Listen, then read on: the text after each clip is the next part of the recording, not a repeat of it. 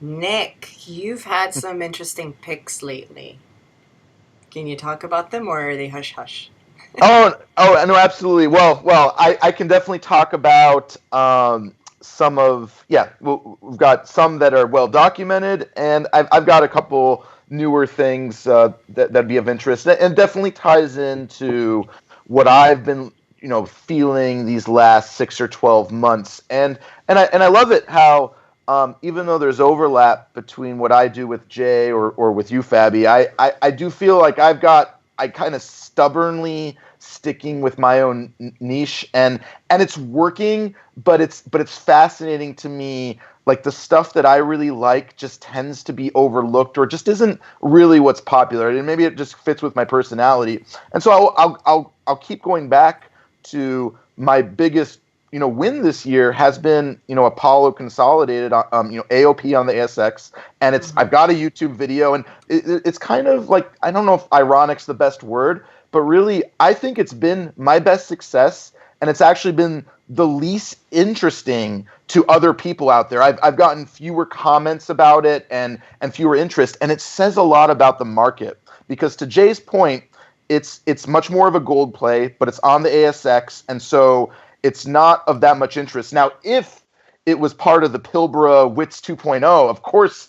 everyone be talking about it, because that's the one area that the Canadians and the Americans have like gone nuts over. It doesn't matter what it is, as long as it's somehow WITS 2.0 Pilbara related to Novo in some way, it works. But that's not the case here, even though it's in Western Australia. Now, to put some numbers on it, like for me, it's been awesome because within a 3 month period from roughly the middle of the summer when I was buying big to September, October, I had basically a five bagger. I mean, I did buy, I Nice. bought a bunch of shares from 6 cents to 9 cents roughly, and it went up to about 30 cents, and now it's back down to 20. But it really fits exactly what I was going for, which is rare. The only odd thing about it is I bought it more for the Ivory Coast gold exploration, when in fact I knew that there was interesting Australia stuff going on.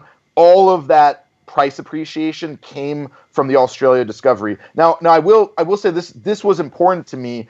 It was a real discovery, real drill results, and I don't think it was overhyped by any means. Basically went from selling for just over cash. They still have nine million in cash roughly, maybe a little less now, but it was about a 9 or 10 million market cap when I started buying, and it went up to like 50 million. Now that seems like a huge amount, but it's nothing compared to gold play.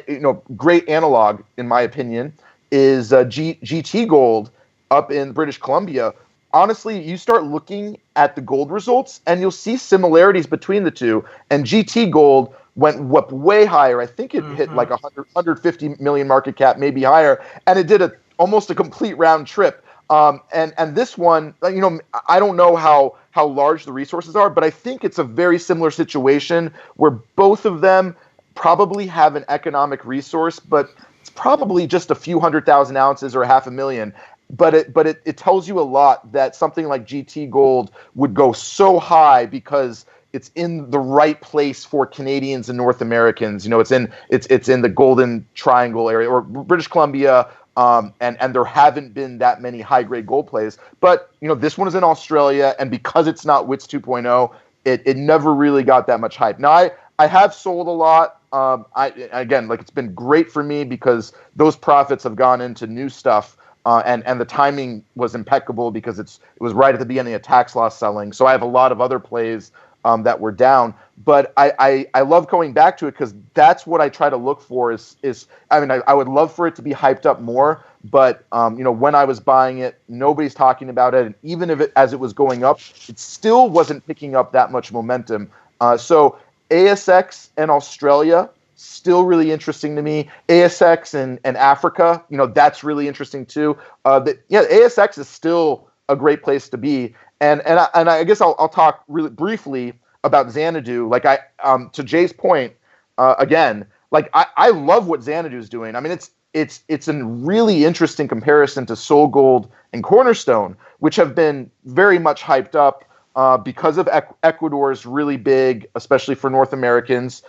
Rightly so. But that's that project, Cascabel, and the other projects involved there, we're looking at like $1 billion market cap. Now, I've really caught on. I really like Mongolia in general, and I think Xanadu is the best one there. But it's funny you see these relationships because I know that Jay is pretty big into Erdene resources, and I like Erdene. I've mentioned that before, but to me, Erdene is still kind of at that 1 or 2 million ounces of gold level. It could be a much higher, but you don't really have that much proven up. Well, like Xanadu, that is totally tier 1 gold copper potential, just like the Soul Gold stuff. But every time they come out with a news release, it's like the market barely cares. And I think it has more to do with it being on the ASX, and just a lot of Australians, for whatever reason, don't care as much about Mongolia as the North Americans or the Europeans. So it's another one of those, it's kind of in the wrong place, but they're doing the right things.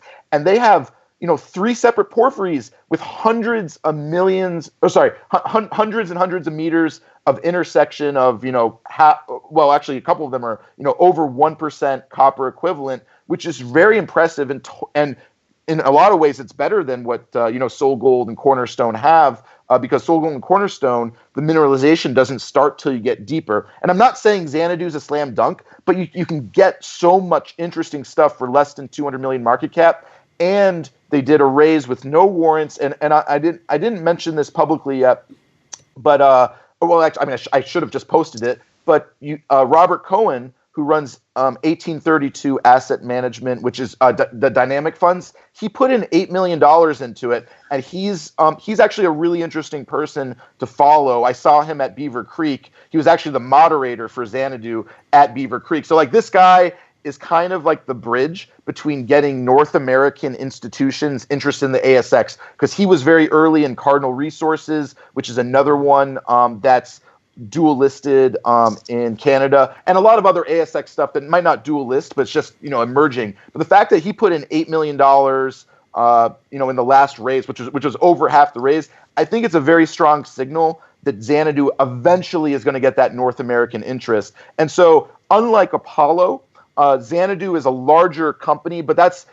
representative of, I like finding stuff that's still at the exploration phase, but it's more advanced with a much higher potential of reaching that tier 1 status. And Xanadu, it checks all the boxes there right now.